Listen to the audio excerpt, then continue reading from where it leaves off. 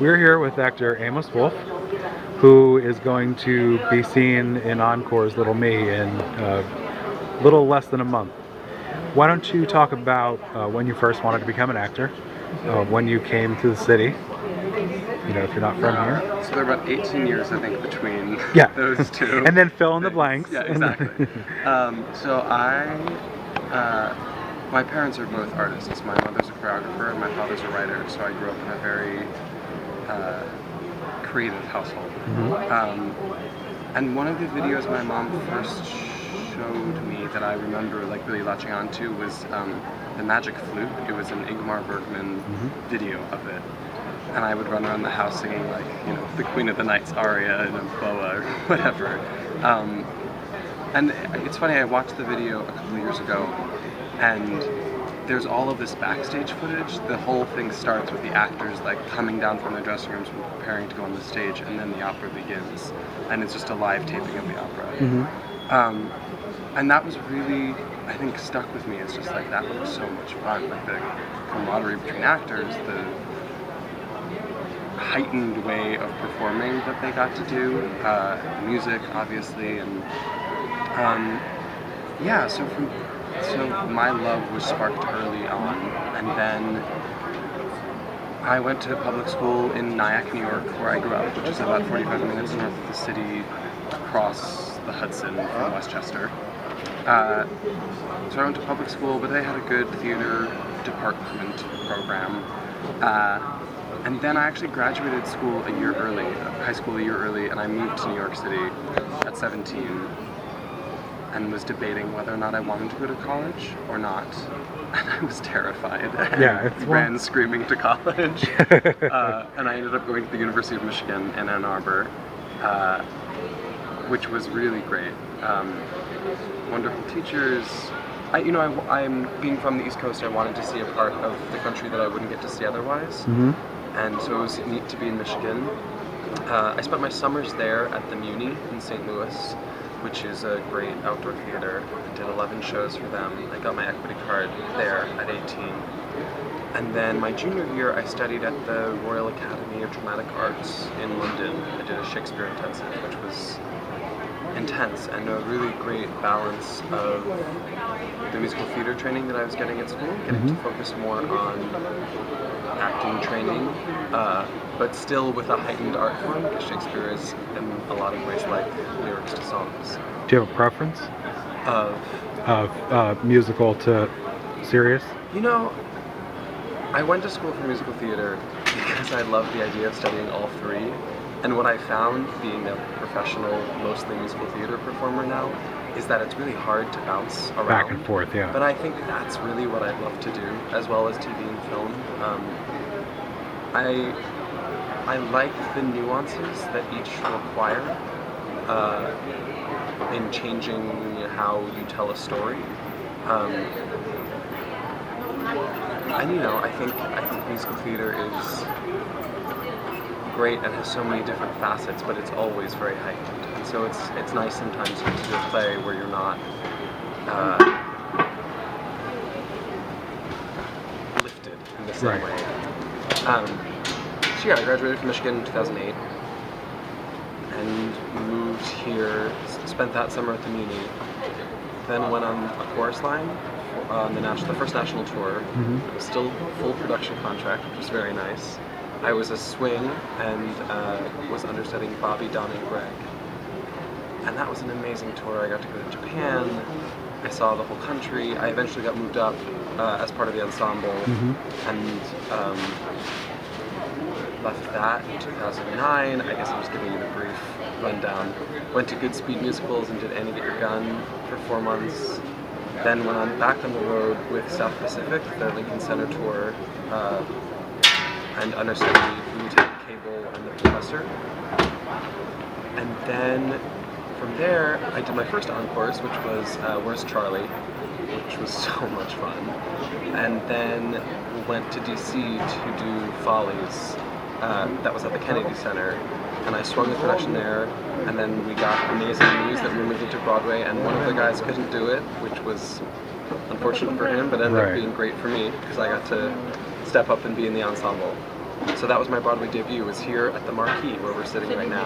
That's Which was you came full circle. Your career's over now. You don't have to do another thing. See you later. Yep. Thanks for coming. And then from there, I got Chicago on Broadway, like the last month that the Follies was a limited run. So I went and was at Chicago for about just under 2 years, and left there in the beginning of October. So I'm newly free. Single yeah, from exactly. work. I was going to say that, and then it didn't really quite work out. What kind are you still looking more towards? Well, describe Little Me for me, actually. And So I don't know a whole lot. But I'm in the ensemble. Okay. I'm one of the. So they have singer and dancer tracks there. The last time I was a crossover, I think we called it I Danced and Sung. I'm hired as a singer this go around, but I'm not really sure what I'll be doing. I think it's a lot of bit parts for the ensemble throughout this storytelling. So I'll let you know if there's something to look out for me. We'll do a joint interview. Yeah, exactly. With you and Reed when it opens. Yes, exactly. When you better know your parts. Yes. Or know your parts better, I should say. Right, exactly. You also better know your parts by then too. Yeah. What advice would you give to people who are just starting out in the industry? It's funny, my friend Joanne Reed, I watched one of his interviews that you did, and I was like, oh, that's been the question I need to that's the pinnacle question for the interviews. So, I think what I was thinking about was, what I would say is, there's so much more than performing to being an actor, and I think that's something that, because Joe said, like, you know, if there's anything else you can do something else. I've never had that luxury. Like, it's just only now that I'm starting to wonder what life is like if I'm not an actor. But something I wasn't aware of is that it's not just rushing down from the stage to go out and do the magic flute. It's a lot of auditioning, and it's a lot of rejection, and it's a lot of uncertainty. And I think you have to be a certain kind of person to be able to live with that kind of uncertainty, and it's not for everyone, and I think there's really nothing wrong with realizing that and choosing to find ways to still be creative, if not on a professional level. But to be a professional actor, there's a ton of time that you're not working. And the other thing I would say that I've had a hard time learning, and I'm still learning, is to not put your own self-worth in your product and your creativity, because so much of this is walking into a room, you know, opening up your heart and being told thanks so much, we'll call you, don't call us. So, and that's not to discourage it at all. And it's I've also found what a wonderful community there is of actors, and once you sort of break into the Broadway scene, like that's a community within itself. But if you allow yourself to be defined by your work and who you are when you do that work, then I think you can lose sight of who you are the other times of your life. Did you already have that thick skin when you came here?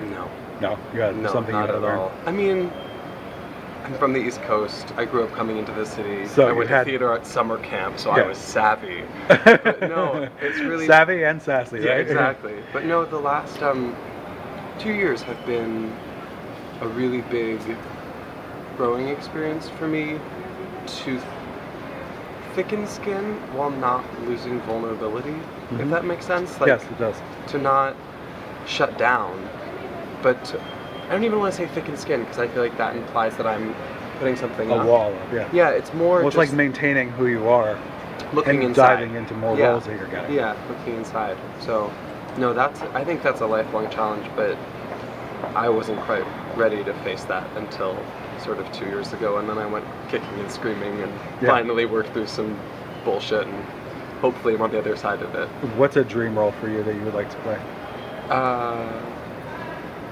I'm working with a friend who's starting a theater company, and we did a reading of In Trousers, and I played Marvin. I'd love to play Whizzer in falsettos. My resume is like dark musicals, and that tends to be what I'm more attracted to. But I don't know. I've always liked to say, like, dream role hasn't been written yet. It's something that like is written for me. I've yet to see through a new musical, and I think that's something I'd love to do. So, In terms of you being creative and writing something for yourself, is that something you're interested in doing? Have you already done it? yeah. So in the last year, I self-produced a play that I didn't write, but a friend and I met in acting class and did some scenes and decided to produce it ourselves. So we did that. And this month, actually, you can go on YouTube and look at Ari and Amos.